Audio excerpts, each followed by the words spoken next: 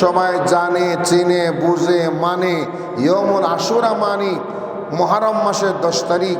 আর এই মুহররম মাসের 10 তারিখটা এত বেশি প্রসিদ্ধ, আজকে নতুন না, নতুন নয়। আল্লাহ পাক এই পৃথিবীর জমিনে প্রথম যেই দিন রহমত নাজিল করেছেন সেই দিনটাও কিন্তু এই মুহররম মাসের 10 তারিখ আশুরার দিন ছিল। যেটা বলুন সুবহানাল্লাহ। প্রথম যেই দিন আউয়ালো, প্রথম দিন যেই দিন আল্লাহ পাক ইয়ানজিলু মিনাস সামাই মাতারান, আসমান থেকে বৃষ্টি নাজিল করেছিলেন, বৃষ্টি পৃথিবীর জমিনে যেদিন প্রথম এসেছিল সেই দিনটাও মুহররম মাসের 10ম তারিখ আশুরার দিন ছিল। যেটা বলুন সুবহানাল্লাহ।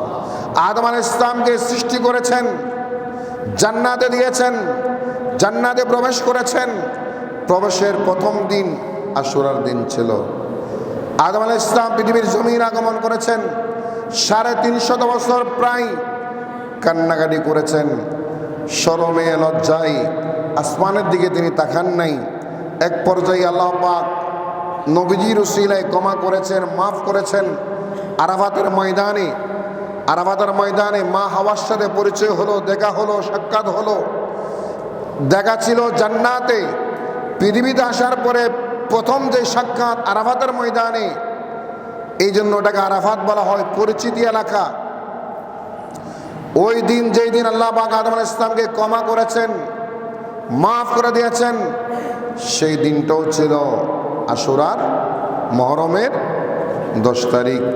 হযরত নূহ আলাইহিস সালাম যেদিন প্রবল বন্যা হয়েছিল, মহাপ্লাবন হয়েছিল, সেই মহাপ্লাবন থেকে আল্লাহ পাক নূহ আলাইহিস সালামের যারা অনুসারী, যারা নূহ আলাইহিস সালামকে মানতেন, মেনেছেন, ঈমান এনেছেন, বিশ্বাস করেছেন, তাদেরকে মহাপ্লাবন থেকে মুক্তি দিয়েছিলেন। নাজ্জাল্লাহু নূহান ওয়া মান তাবাহু, নূহ আলাইহিস সালাম এবং নূহ আলাইহিস সালামের অনুসারীদেরকে যেদিন আল্লাহ পাক মুক্তি দিয়েছিলেন মহাপ্লাবন থেকে, সেই দিনটাও ছিল মুহররমের 10 তারিখ।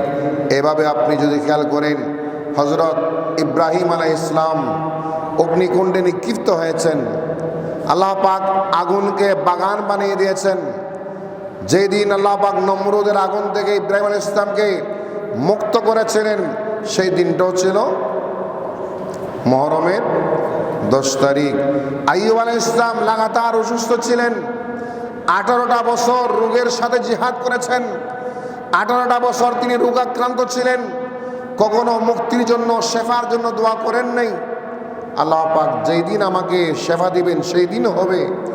যেই দিন আল্লাহ পাক আইয়ুব আলাইহিস সালামকে মুক্তি দিয়েছিলেন, সেই দিনটাও ছিল মুহররমের 10 তারিখ। সুলাইমান আলাইহিস সালাম রাজত্ব ফেরত পেয়েছিলেন মুহররমের 10 তারিখ। হযরত মূসা আলাইহিস সালামকে আল্লাহ পাক পানিতে ডুবে যাওয়া থেকে মুক্তি দিয়েছিলেন। সবাই ডুবে গিয়েছে, মূসা আলাইহিস সালামের অনুসারী মূসা আলাইহিস সালাম মুক্তি পেয়েছেন, ওই দিনটাও ছিল মুহররমের 10 তারিখ। এইভাবে করে ইতিহাস যদি আপনি চর্চা করেন, অসংখ্য নবী রাসূলের ঘটনার সাথে, জীবনের সাথে এই মুহররমের 10 তারিখের সাথে সম্পর্ক, সম্পৃক্ত। তারপরও ইতিহাস চর্চা করলে, ইসলামের ইতিহাস গবেষণা করলে এই মুহররমের 10 তারিখে অনেক ঘটনা হয়েছে, অনেক ঘটনা অতীতে হয়েছে, সামনে অনেক ঘটনা হবে। সকল ঘটনাকে পরাস্ত করে, সকল ঘটনার উপরে আরো তাৎপর্যমণ্ডিত হয়ে গিয়েছে এই মুহররমের 10 তারিখ।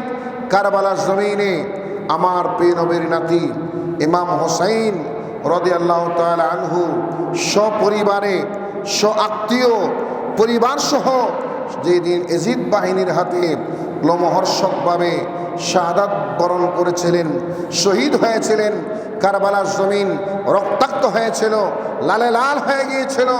ওই দিন ইমাম হুসাইন যেই দিন শাহাদাত বরণ করেছেন, ওই দিনটাও ছিল এই আজকের দিন, আশুরার দিন, মুহররমের 10 তারিখ, জুমার দিন ছিল। জোরে বলুন সুবহানাল্লাহ। আজকে জুমার দিন, ঠিক না? আজকে জুমার দিন, মুহররমের 10 তারিখ। আজকে থেকে 1450 বছর আগে 61 হিজরিতে যেই দিন কারবালার জমিন ইমাম হুসাইন রাদিয়াল্লাহু তাআলা আনহু শাহাদাত বরণ করছেন, সেই দিনটাও ছিল আজকের দিন, আশুরার দিন, জুমার দিন, জুমার নামাজের সময় ওই লোমহর্ষক ঘটনা ঘটেছিল, যে ইসলামের ইতিহাসে সকল ইতিহাসকে উপরে উঠে এই কারবালার জমিন ইমাম হুসাইনের শাহাদতটা কিয়ামত পর্যন্ত মানুষ ভোলার মতো না, ভুলে যাওয়ার মতো না। কিয়ামত পর্যন্ত ইতিহাস চর্চা হয়, কিয়ামত পর্যন্ত চর্চা হবে, ময়দানে মাশারও হবে। ইমাম হুসাইন রাদিয়াল্লাহু তাআলা আনহু শহীদ হয়েছেন, সপরিবারে শাহাদাত বরণ করেছেন, পরাজিত হন নাই, শহীদ হয়ে তিনি জয়লাভ করেছেন, জীবন কোরবান করে তিনি জয়লাভ করেছেন। এই পৃথিবীর মানুষকে শিক্ষা দিয়েছেন, সত্যের জন্য অসত্যের সামনে মাথা নত করা নয়, অসত্যের সামনে সত্যকে কায়েম করার জন্য প্রয়োজনে জীবন দিতে পারি, এরপরও মিথ্যার সামনে মাথা নত করা যাবে না। সুবহানাল্লাহ। ইমাম হুসাইন রাদিয়াল্লাহু তাআলা আনহু শিক্ষা দিয়েছেন, অন্যায়ের সামনে ন্যায় কখনো মাথা নত করে না। অন্যায়ের সামনে ন্যায় প্রতিষ্ঠা করার জন্য মুসলমান প্রয়োজনে জান, মাল, সম্পদ, স্ত্রী, পুত্র কোরবান করবে, নিজে কোরবান হবে। এরপরও মিথ্যাকে কখনো প্রশ্রয় দিবে না, জালিমকে সুযোগ দিবে না, জুলুমবাজকে সুযোগ দিবে না। এটাই মুসলমানের চরিত্র। এই কারবালার শিক্ষা হচ্ছে এটাই, যে জুলুমবাজ, জালিম, অত্যাচারী শাসক, অত্যাচারী মানুষের অন্যায়ের সামনে সত্য কখনো, ইনসাফ কখনো মাথা নত করে না, বেইনসাফের সামনে ন্যায় কখনো মাথা নত করে না, অন্যায়ের সামনে মজলুম কখনো মাথা নত করে না, জালিমের সামনে। এটাই কারবালার প্রধান লক্ষ্য ছিল, প্রধান উদ্দেশ্য ছিল।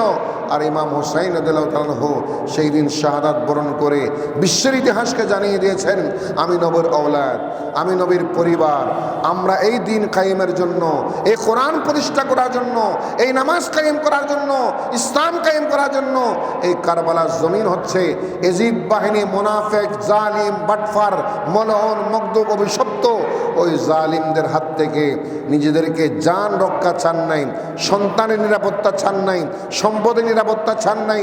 ওনারা চেয়েছেন ঈমানের নিরাপত্তা, ওনারা চেয়েছেন ইসলামের নিরাপত্তা, ওনারা চেয়েছেন আল্লাহর দ্বীন কায়েমের নিরাপত্তা।